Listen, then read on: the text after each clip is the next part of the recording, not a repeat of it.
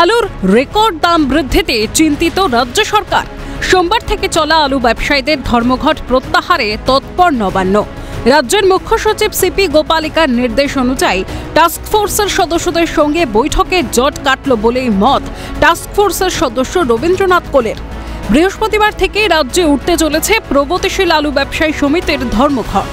ফলে বাজারে যোগান বাড়ার সঙ্গে সঙ্গে দাম কমবে আলুর, পাশাপাশি অন্যান্য সবজিরও দাম কমবে, আশাবাদী সরকার। আজকে আমাদের সিএস মিটিং ডেকেছিলেন 5:30টার সময় নবান্ন দিদির নির্দেশে। সেখানে এই আলু সাপ্লাই নিয়ে সারা পশ্চিমবাংলার, বিশেষ করে কলকাতা এবং পার্শ্ববর্তী জেলাগুলো, সব জায়গায় জেলা সদরে মানুষ যাতে কষ্ট না পায় সেটা নিয়ে থরলি আলোচনা হয়েছে। তা আমি আজকে ওদের সঙ্গে কথা বলেছি, আমি বুঝিয়েছি যে এগুলো ঠিক না, মানুষ কষ্ট পাবে, আলু কিনতে এত টাকা বের করতে হবে, এগুলো সরকার ভালো চোখে দেখছে না, মেনে নেবে না, এই পথে হাঁটা উচিত হবে না। ব্যবসায়ী সংগঠন কখনো এরকম করতে পারে না। তো যাই হোক, উনি বললেন যে আপনি বলে দিন সবাইকে, কাল থেকে আমরা আলু ধর্মঘট আমরা উইথড্র করলাম। আলুর দাম নিয়ন্ত্রণে আনতে কড়া নবান্ন। জেলা শাসকদের সঙ্গে বৈঠকে বাজারগুলিতে আলুর দাম নিয়ন্ত্রণের নির্দেশ মুখ্য সচিবের। কোনো গোলমাল দেখলে মজুতদারদের বিরুদ্ধে পদক্ষেপ গ্রহণ করতে হবে। হিমঘর পরিদর্শন করে মজুত আলু বের করার নির্দেশও দেন তিনি। অন্যদিকে আলুর দাম বৃদ্ধিতে কটাক্ষ বিরোধীদের।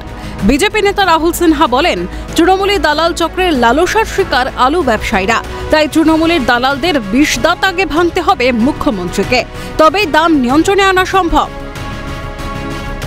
দেখুন, বিষয় হচ্ছে তৃণমূলের যে ফোরে চক্র অর্থাৎ দালাল চক্র, যেভাবে আলুর বন্ডকে কেন্দ্র করে একটা পুরোপুরি অসাধু চক্র তৈরি হয়েছে, সেই অসাধু চক্রের কারণেই এই অবস্থা।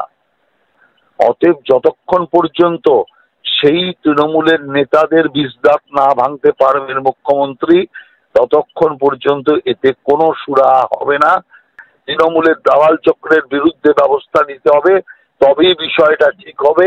কারণ ব্যবসায়ীরা কিচ্ছু করতে পারবে না, ব্যবসায়ীদের হাতে কিছু নেই, সমস্তটা তৃণমূলের দালাল চক্রের হাতে আছে। বিরোধীদের কটাক্ষকে ডোন্ট কেয়ার তৃণমূল নেতা শান্তনু সেনের। মোদী মন্ত্রিসভায় নতুন মুখ প্রসঙ্গে তিনি বলেন, যে সমস্ত পুরনো মুখকে বাদ দেওয়া হয়েছে, তবে তারাও কি দুর্নীতিগ্রস্ত?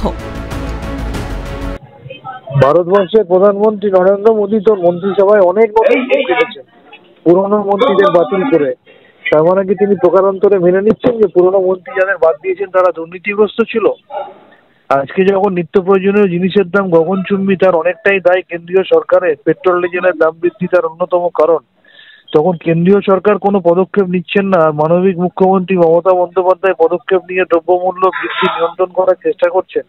সেখানেও শুধু রাজনীতি করার জন্য, বিরোধিতা করার জন্য এই ধরনের সংকীর্ণ মানসিকতার পরিচয় দেওয়া ছাড়া এটা আর কিছু না।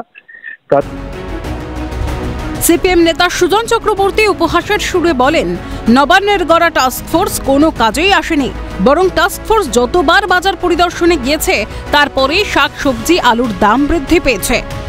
আলু কেন, প্রত্যেকটি জিনিসের দাম তো অগ্নিমূল্য। আলু তো বটে, প্রত্যেকটি জিনিস। যখন আলুর দাম হয়েছিল, মুখ্যমন্ত্রী বলেছিলেন দাম বেড়েছে, কেন তারা পিটিয়েছিলেন। এখন বলতে পারে না, একটা টাস্কফোর্স মতন সে বাজারে যায়ও না, খোঁজও রাখে না, বরং বাজারে গেলে জোরানা দিতে হয় কিনা আমি জানি না, উল্টে দাম বেড়ে যায়। আলু বিক্রি এবং শাকসবজির অধিক মূল্য বৃদ্ধির ভবিষ্যৎ কি হয় সেটাই এখন দেখার। খালেদ জামাল এবং শুভজিৎদের রিপোর্ট, ক্যালকাটা নিউজ।